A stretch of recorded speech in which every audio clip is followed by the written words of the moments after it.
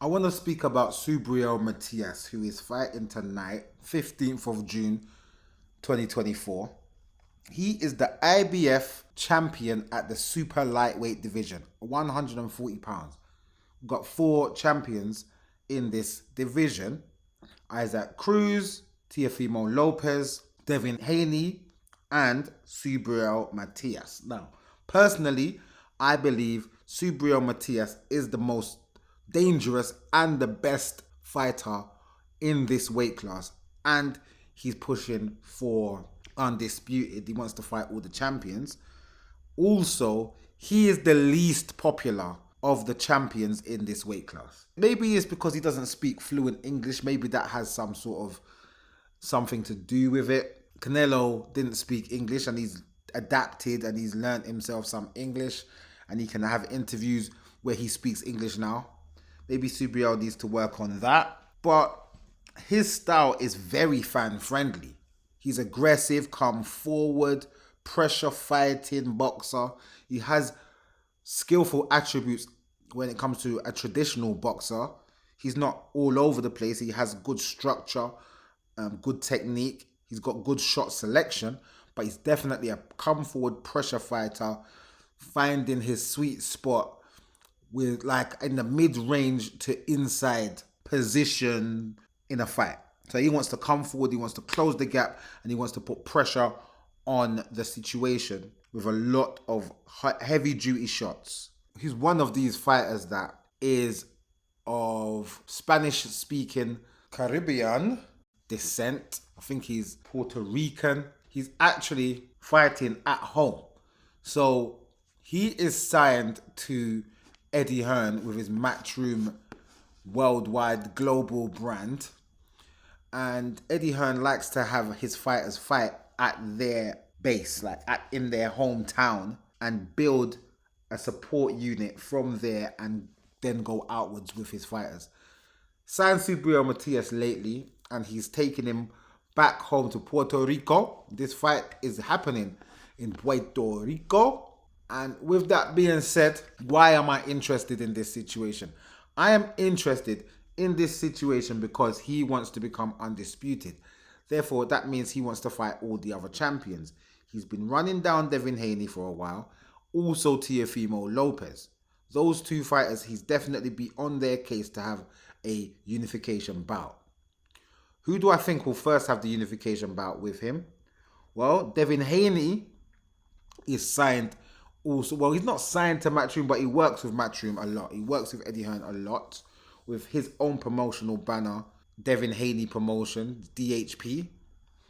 And they partner a lot because Eddie Hearn has that broad-minded sense of promotion where he's not trying to control everybody, but he's definitely trying to get the best fights on his platform.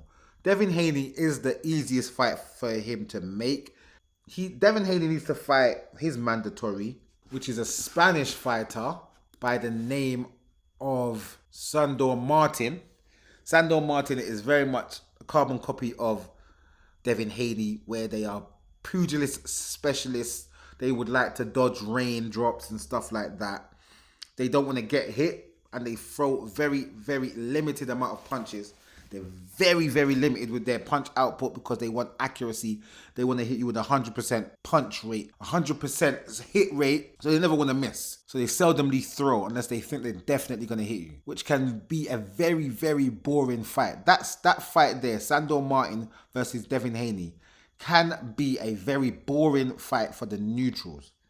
If you're not a pugilist enthusiast like myself, you will find this fight boring. Even myself, I will struggle at certain aspects of this fight.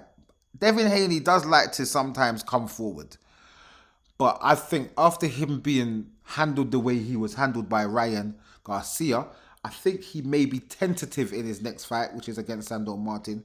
I think he'll be tentative to come forward, so this will not make for a exciting fight. So that's one of the champions. I believe, is the easiest one to fight for Subriel Matias. After that, I think it would be Teofimo Lopez, purely because he is with Top Rank, and Top Rank do tend to work with Matchroom when there's a good fight to be made, they will make the fight.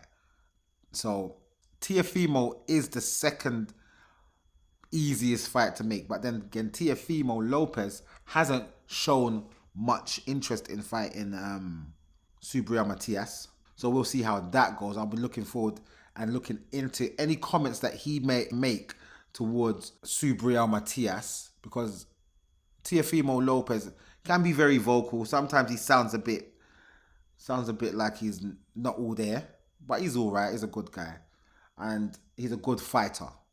Sometimes he has bad performances. He seems to have one good performance, one bad performance, one good performance, one bad performance.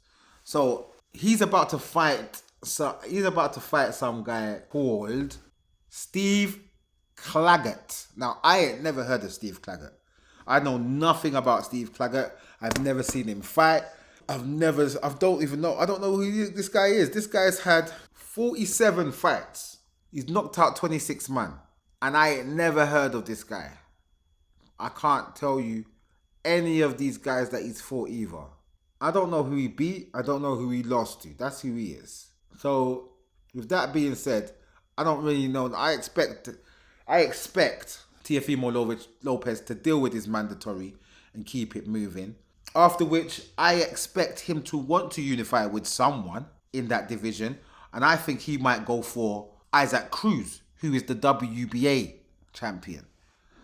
Now, I haven't heard Subriel Matias call out Isaac Cruz, but the WBA, that was kind of like here, there, and everywhere over there on the PBC side of things. PBC don't want to really fight with anybody outside of the PBC, but things are changing because the PBC seems to not be able to be putting fights on. They got this deal with Amazon Prime, but it doesn't seem to be really going anywhere because they said they were going to have something like 14 fights scheduled this year, and so far they've probably had about 3. I don't even think they've had 4. I think this Gervonta Davis versus Frank Martin fight is probably, I don't know, maybe the 3rd fight of the year.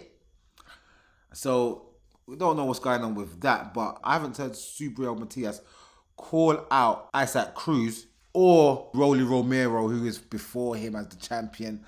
And the belt was kind of up in the air. So mostly I've been hearing Subriel say that he wants to fight Devin Haney or Teofimo Lopez. So going forward from here, after he, in my opinion, wins this fight that he's going to have tonight with Liam Paro, Australian fighter, I believe he's going to knock him out. Them Australian men are tough still, can't lie, they're tough cookies.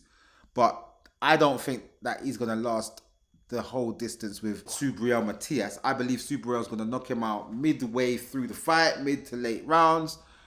Going to stop him, at least stoppage. At worst, knock him out cold. Because he can knock man out cold. He has that kind of punching power where he can knock man out cold. But I think he's either going to... But with them Australian man, they're kind of tough. It'll be a stoppage. It'll be a beat down until the ref steps in and says, all right, that's enough. Stop there, stop there. That's what I believe. So I believe it's going to be a TKO. And moving on from there, I believe he's going to push for the Devin Haney fight. Because at the end of the day, Devin Haney seems like low-hanging fruit at the moment. But for me, Devin Haney has a very, very bad style matchup for Subriel Matias.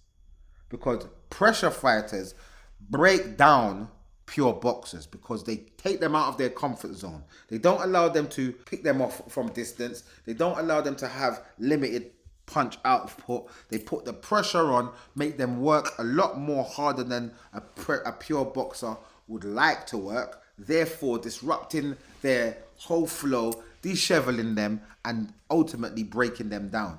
So for me, I believe that he's going to go for Devin Haney first, not because of the style matchup, more so than the fact that he's basically the easiest the easiest champion to actually go after at the moment because of his ties or his links with Eddie Hearn and the fact that Subriel is signed to Eddie Hearn.